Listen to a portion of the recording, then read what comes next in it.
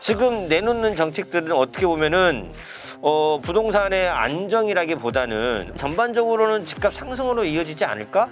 이런 대출 규제가 이제 완화된다면 DS까지 이렇게 하게 되면 이게 버블을 너무 키우는 거 아니냐. 다주택자에 대한 부동산 규제는 풀 것 같지 않습니다.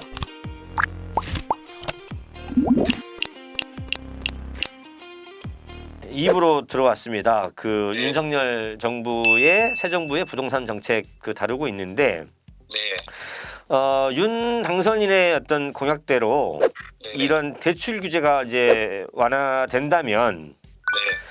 실제로 시중은행들은 지금 LTV 주택담보대출 비율을 대폭 완화를 하고 있고 80%까지 뭐 해주겠다고 하니까 네네.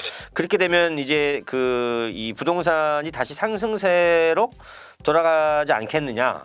네. 네, 어떤 사람들은 버블로 이어지지 않겠냐. 뭐 이렇게 우려하는 분들도 있는데 어떻게 진단하십니까? 일단 부동산 거래 자체가 대출하고 매우 밀접한 관계가 있습니다. 예, 이번에 대출을 풀어주게 되면 예, 이 하락하지 않고 보합 또는 상승일 거다라고 많은 분들이 생각을 하고 계시는 게 맞습니다. 일단. 네, 그래서 여기에 필수 조건은 LTV 말고 DSR까지 같이 조정을 해줬을 때 얘기입니다. 그리고 예. 네. DSR 얘기가 나와서 그러는데 네네. 그것 때문에 사실은 이제 많은 이제 거시경제학자분들이 걱정을 하는 것 같아요. 그러니까는 네네. 최초 주택 구입자, 그러니까 무주택자 네. 이런 분들 같은 경우에는 LTV를 올려줘서 이른바 이제 징검다리, 뭐 사다리 타기 이게 가능하게 하는 거는 이제 수용을 하는 반면에 네. DS까지 이렇게 하게 되면 이게 버블을 너무 키우는 거 아니냐. 네네. 그런 우려가 좀 있기는 있는 것 같아요. 예, 맞습니다. 일단 그 부분까지 제가 일단 얘기를 해볼 건데요. 네네. 일단 지난 3개월 동안 하락 요인은 제가 볼 때 크게 두 가지 같습니다. 예. 그래서 가장 첫 번째가 뭐였냐면 아시겠지만 미국 연준이 이제 작년에 예. 12월에서 테이퍼링 속도를 좀 더 빠르게 하고 네. 그리고 인플레이션 우려 때문에 네. 통화 조절을 한다는 취지 하에 금리 인상을 하겠다. 그리고 그 속도는 더 생각보다 더 빠를 수 있다라고 얘기를 했지 않습니까? 이번에 또 추가 인상 예고했죠. 예, 맞습니다. 그래서 그게 가장 첫 번째 원인이고요. 예. 그래서 주식과 가상화폐 시장도 많이 흔들렸죠. 그리고 흔들렸죠. 두 번째는 지난 국정 운영에 대한 시험 결과로 국민들의 평가를 받는 선거가 3월에 있었지 않습니까? 예. 그래서 가장 결과가 안 좋은 게 여러 가지 중에서도 부동산이 가장 취약한 아킬레스였습니다. 예. 그래서 이번 정부의 그러니까 이 국정 운영에 대한 심판을 받게 되는데 정말 긴급한 상황이었겠죠. 그래서 그 시기에 부동산 금액이 꿈틀댄다거나 아니면 상승한다라고 하면 정말 상상만 해도 끔찍했을 겁니다. 그래서 브레이크가 아닌 부동산 거래의 필수적인 대출을 전면 중단하다시피 했는데요. 부동산을 달리는 자동차에 비유해 본다면 그냥 제가 볼 때는 엔진을 꺼버렸습니다. 그래서 대출 중단 이유가 뭐 방만해진 가계 부채, 뭐 여러 가지 이유가 등등등 있는데요. 그게 정말 정답일까요?라고 물어보면 한번 보는 관점에 따라서 이 해법이 좀 다른 것 같습니다. 그러면 이번 정권에서는 대출을 또 완화해 준다라고 할까요?라고 보면 이 부동산에 대한 접근 방법의 차이라고 보는데요. 일단 부채 총량은 앞으로 대출이 좀 늘어나게 되면 당연히 늘어나겠죠. 그렇죠. 하지만 이제 가계 연체율이 어떻게 되는지를 잘 보셔야 되는데 지금 현재 가계 연체율은 코로나 전과 지금까지를 본다라고 하면 아직 크게 양호하고 문제가 있는 상황이 아니라고 보기 때문에 대출이 조금 더 이렇게 늘어난다 하더라도 저는 문제가 없다라고 생각을 하고 있습니다. 그러면 이제 이 정부를 선택한 거는 부동산이 안정화되길 바라는 거잖아요. 네, 맞습니다. 그게 심리인 거잖아요. 근데 지금 내놓는 정책들은 어떻게 보면은 부동산의 안정이라기보다는 물론 일부는 이제 최초 주택 구입자한테는 기회를 주는 것 이런 것들은 뭐 긍정적으로도 생각을 할 수 있을 것 같고 그렇긴 한데 전반적으로는 집값 상승으로 이어지지 않을까? 그렇게 되면은 결국에는 또 집 없는 사람들 입장에서는 집 있는 사람들 입장에서야 뭐 큰 문제가 없겠으나 집 없는 사람들 입장에서는 여전히 이게 반가운 소식만은 아니지 않겠나. 저는 개인적으로 그런 생각이 좀 들어서. 부동산 정책이 제가 볼 땐 그런 것 같습니다. 이 단기적으로 어떠한 결과물이 나올 수는 없고요. 네. 이 단기적인 관점에서 봐야 됩니다. 그래서 네. 제가 볼 때는 그 뜨거운 감자 같은 건데 이번 정부 정책의 호흡을 길게 보면은 부동산 그 폭등이나 이런 거를 이렇게 완만하게 할 수 있는 정책은 100% 맞고요. 네, 네. 짧고 단기적으로 보게 되면은 오히려 4개월, 5개월 동안 멈춰 있던 시장이 다시 움직일 꿈틀대는 그런 상황이 연출되는 게 맞다라고 생각을 하는데 조금 길게 본다라고 하면 그 방향성 자체가 이 부동산 그러니까 이 폭등하거나 그러지 않고 이 시장 참여자들이 물가 상승률만큼 올라가는 그래서 누구나 지금 부동산 상황 자체가 이렇게 크게 부담이 없을 정도의 수준으로 그런 분위기에 형성될 거라고 생각을 하고 있습니다. 네네. 정부는 이제 이른바 대출 규제를 낮추겠다고 하고 통화당국은 그 금리를 올리겠다고 이렇게 하게 되면 네. 이제 여기에 이제 낀 이제 그 어떤 수요자들 이제 부동산을 구매하기 위한 실수요자들은 이거 어느 장단에 춤을 춰야 되고 어떻게 자기 자신을 이렇게 대해야 되는지 이 상황에 고민이 많을 것 같습니다. 어떻게 보십니까, 소장님은? 일단 금리 관련돼 가지고는 저희가 뭐 선택 권한이 일단 없는 거고요. 그렇죠, 선택 권한이 없죠. 예, 저희는 선택 권한이 없고 이제 결과만 받아들이고 맞춰서 움직여야 되는데 네. 일단 미국 금리 인상의 속도나 아니면은 그 방향성이 중요한데 네.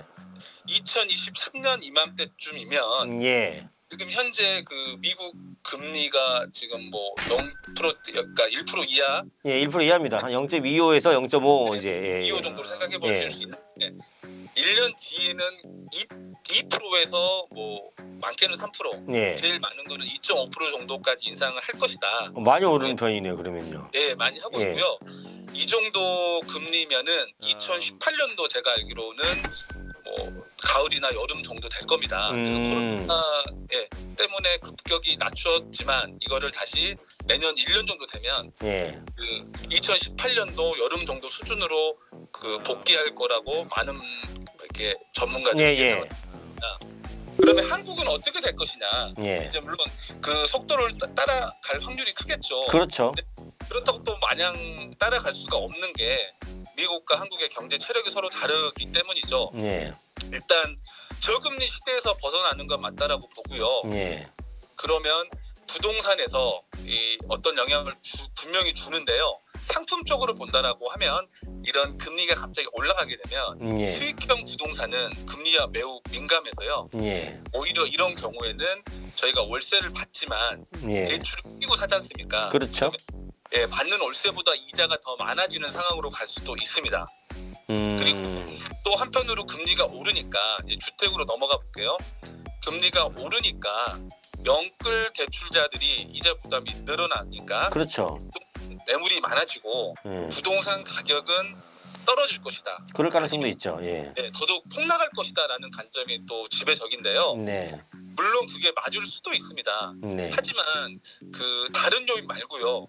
오로지 금리만 놓고 그 과거를 돌이켜 봤을 때 금리 상승으로 인해서 주택 가격이 하락도 했지만 그 비슷한 시기에 또 상승했던 시기도 있었습니다. 그러니까 애매모호하고 저희가 뭐 꼭 금리가 오르니까 이렇게 될 것이다라고 단정 지을 수는 없다라는 게 이제 정답이죠. 금리가 뭐 일정하게 오른다 하더라도 네. 뭐 어디까지는 뭐 이를테면 이제 변동금리 폭도 일정하게 그 예측 가능하게 네. 이렇게 해줄 때만이 그 이른바 최초 구입자의 어떤 LTV나 뭐 이런 것들도 네. 계산이 되는 거잖아요. 아, 내가 이거 커버할 수 있고 여기까지 할 수 있다. 네. 네, 그런 어떤 확실한 좀 신호를 좀 주는 게 시장에서 그게 낫지 않나 이런 생각을 좀 해봤습니다. 네, 네, 마지막 질문으로 좀 넘어가 보겠습니다. 네. 여튼 이제 그 민주당도 그 부동산 정책 실패에 대한 책임에 일정하게 공감을 하면서 네. 일가구 주택 보유세는 좀 완화하는 분위기예요. 네. 네. 대신에 그 다주택자에 대한 부동산 규제는 풀 것 같지 않습니다. 예. 이 다주택자에 대한 그 세금 규제 완화 유예 기간이 아마 제가 6월인가 상반기까지를 알고 있는데 네네네. 이런 가운데 또 이제 또 아까 얘기했던 것처럼 이제 그 정부 정책 변화는 또 예상되고 네. 이 상황에서 그러면 이 다주택자들은 어떤 선택을 하는 게 좋은지 그리고 네. 두 번째는 무주택자들은 네. 어떤 대처를 하는 게 좋은지 요걸 마지막 질문으로 던지겠습니다. 일단 다주택자들 같은 경우는 양도세가 일단 중과가 뭐 이렇게 유예될 거라고 지금 많은 이렇게 분들이 예상을 하고 있고요. 그리고 다주택자 분들 같은 경우는 이번에 좀 그 다주택자들이 팔고 싶어도 못 파는 그런 상황이어서 시장에 그 물량을 내놓고 싶지만 그 오히려 더 들어갈 수밖에 없는 상황으로 지금 규제가 나왔었는데 그게 완화될 거라 생각을 하고 있고요. 그리고 실제 나와봐야겠지만 그분들은 지금 미리미리 다 그 무주택자거나 부동산에 이제 관심을 가지려고 하신 분들보다 이렇게 재빠르게 대처를 하셨다라고 생각을 합니다. 그분들보다는 이제 집이 아직 없으시거나 아니면 1주택 있으시면서 현재 이사를 고려하시는 분들 그리고 또 그 집을 이사를 하시려고 하는데 그 입주하는 새 아파트다 이런 분들이라 그러면 제가 볼 때 이 민간 주도의 공급 방식으로 해서 물량이 나오는 이런 상황이라 그러면요. 첫 번째로 청약 신청을 노려가지고 그 분양하는 그 아파트 단지 청약 신청을 노려서 당첨 전략을 잘 짜시는 게 가장 중요하다라고 생각을 합니다. 이거는 뭐 전에도 제가 말씀을 드렸지만 금리 인상이니 아니면 물량 폭탄이니 그런 거 걱정하지 마시고요. 현존하는 지금 가장 가성비 높은 내 집 마련이자 투자 방법이라고 생각을 합니다. 그래서 이 신규 아파트 청약 신청을 꼭 체크해서 보시라는 게 첫 번째고요. 두 번째, 청약은 했는데 안 되더라. 난 정말 잘 안 되죠. 네, 안 되죠. 그리고 지금 나는 집이 필요하다. 그래서 나는 지금 입지 여건이 좋은 조금 구축 아파트라도 사겠다. 아니야, 나는 그러면 차라리 조금 새 아파트가 좋아. 신도시로 들어가겠다. 그런 분들은 정말 기로에 선 순간이라고 생각을 하는데요. 그런 분들이 지금 어떤 선택을 하시냐에 따라서 이 앞으로의 인생의 방향성마저 저는 달라질 수 있다라고 생각을 합니다. 그러면 저한테 이런 상황 선택을 해야 된다라고 하면 100번을 물어봐도 저는 100번의 그 모든 똑같은 선택을 할 것 같은데요. 그 기준은 헌집을 새 집으로 바꿀 수 있는 그런 집을 알아볼 것 같습니다. 그러면 무슨 얘기냐면 과거에는 헌집을 새 집으로 바꾸기 힘들어서 새 집에 대한 수요가 매우 많았는데요. 그 헌집을 새 집으로 바꾸기가 조금 더 수월해진다라고 하면 재건축 규제가 완화되니까 바꿔진 새 집도 물론 좋겠지만 이 투자 수요까지 같이 투자 관점으로 같이 본다라고 하면 헌집인데 새 집으로 바꿀 수 있는 집을 저는 선택할 것 같습니다. 그래서 내용 정리해 보면 무주택자라면 금리 인상이나 앞으로 뭐 물량 폭탄이니 이런 거 걱정하지 마시고요. 무조건 청약 신청을 노려라. 두 번째, 집은 있거나 아니면 이사를 생각하시는 분들은 재건축으로 바꿀 수 있는 단지를 선택해라. 저는 그 민주당이 이거 안 해줄 것 같아요. 다주택자에 대한 부동산 규제 완화 있잖아요. 양도세 규제 완화. 이거 안 풀어줄 것 같은데 제가 봤을 땐. 지금 이제 6월달에 지자체 선거 있으니까. 그러면 그 지자체가 지금 현재 거의 민주당이 전국적으로 엄청 나잖아요. 그렇죠. 근데 이제 이게 뭐 그것까지 풀어주면은 민주당은 선거에서 더 질 것 같은데 완전히 자기네 지지 기반이 다 날아갈 것 같은데. 그러니까 이거에 이제 그 영향이 좀 있을 것 같고 그리고 이년 뒤에 정치인들은 일단은 그 연장을 해야 되잖아요. 근데 자기가 선거를 해야 되는데 지금 지지 기반도 흔들리고 대통령도 바뀌었고 예를 들어서 이제 국민들이 그래도 절반 정도는 선택한 대통령인데 뭐 부동산 좀 이거 규제를 좀 해줬으면 하기를 바라는 사람이 국민의 절반인 건 맞잖아요. 그러면 그분들이 또 이렇게 크게 그러니까요. 제가 볼 때는 저는 물량이 나올 것 같은데 6월달에. 그러니까 그런 부분 영향을 따지면 볼 수가 있겠죠. 근데 제가 보는 건 뭐냐면 부동산에 원래 관심이 없었던 분들이 네. 뭐 물량이 좀 나온다라고 해서 바로 살 것이면 어떤 혜택을 준다 했을 때도 안 샀던 분들이 그렇게 쉽게 움직이지는 않고 이제 올라야 사시더라고요. 아, 이게 제가 궁금했던 그 다주택 소유자들이 네. 지금 빨리 처분하는 게 나은 건지 아니면 계속 가지고 있다가 그냥 그 중과세를 받는 게 나은 건지. 처분하는 게 맞다라고 보고. 그렇죠. 처분하는 게 맞는 거잖아요. 네, 빨리 처분하는 게 맞는데. 그렇죠. 지금 예. 매물을 내놔도 네. 하고 싶은 분들이 살 수가 없습니다. 예. 그리고 어떤 이해를 했고요. 예, 다시 한번 이제 소장님 그 얘기를 정리해 보면 무주택자 분들은 이제는 그 헌집이라도 사서 들어가는 게 좋고, 네. 그리고 청약을 열심히 그 곳곳을 누비고. 있습니다. 네네. 그 바쁘신 와중에도 저희 인천 투데이 그 부동산 전망대에 흔쾌히 출연해 주셔서 감사드립니다. 소장님 고맙습니다. 예, 고맙습니다. 다음에 또 뵙겠습니다. 지금까지 부동산 6남매 박경훈 소장과 함께 제 20대 대통령 당선인 윤석열 정부의 부동산 정책 변화 어떤 예고에 따른 부동산 전망을 짚어봤습니다.